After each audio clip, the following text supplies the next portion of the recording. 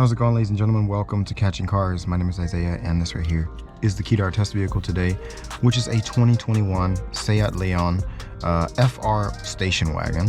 So we're gonna go ahead and take this out on the Autobahn, see how it goes. Then I'm gonna come back and tell you guys my impressions, or basically what I think of this 2021 Seat Leon. Now, before we get going, be sure to subscribe to Catching Cars. And since we're already on the Autobahn, I'm gonna go ahead and try and launch it right here.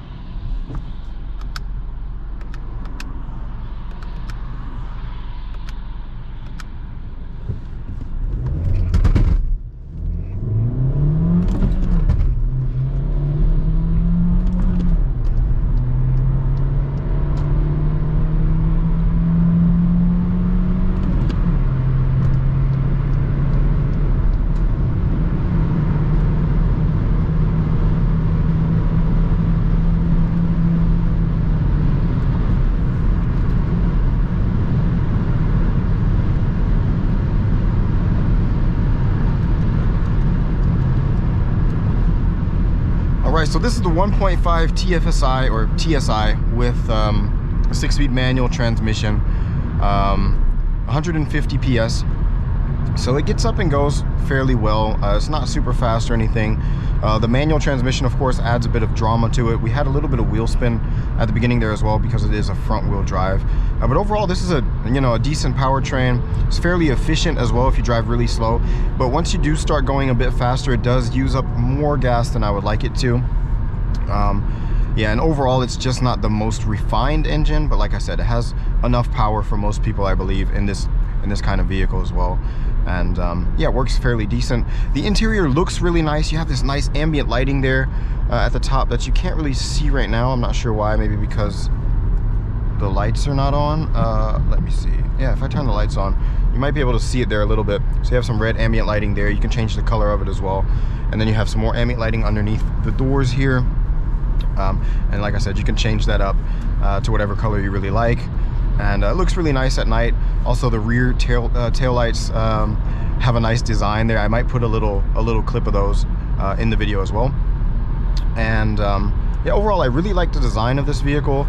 Quality-wise, it is decent. Not the best, but it is decent. You have some soft here, actually, some soft here. And this stuff, of course, this is some fake aluminum trim, and everything else is just hard. But yeah, this is decent.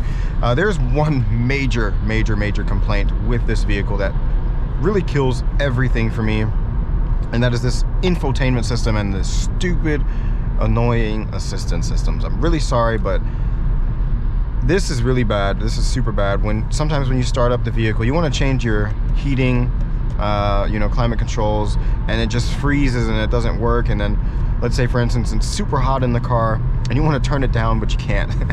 And you want to turn down the volume, but it doesn't work either. And the whole screen just freezes, and everything is controlled by this screen, which is so annoying.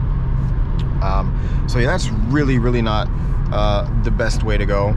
Also, like I said, the assistance systems here in Germany, they always come back on once you turn the vehicle off, and it's so annoying. And I really hope that someday we can get away from this, because these assistance systems are not where they need to be yet.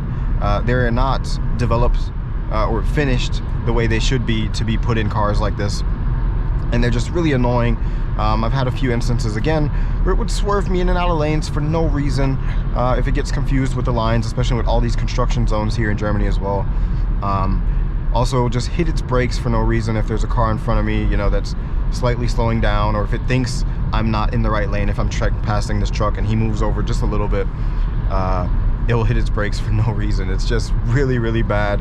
And I hope that somebody sees these videos at some point and realizes how dangerous these assistance systems are.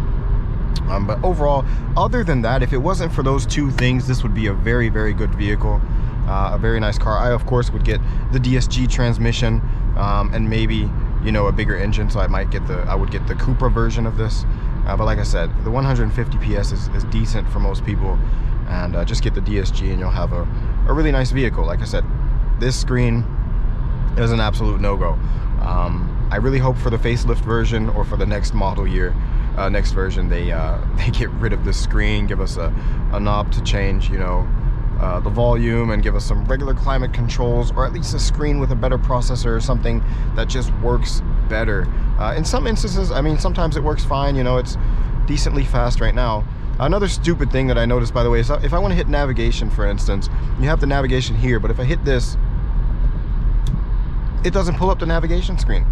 So I have to go here, or if I don't have my shortcut here, I'd have to hit this button, then go to navigation, and then it pulls up the screen for me. Why is this so complicated? Yeah, but like I said, overall still a decent vehicle. Just definitely go ahead and check one out. You know, take one for a test drive before you buy one. See if you can get along with the screen. I personally couldn't. But other than that, I hope you guys enjoyed the video. Be sure to subscribe to Catching Cars, and I'll catch you guys in the next video.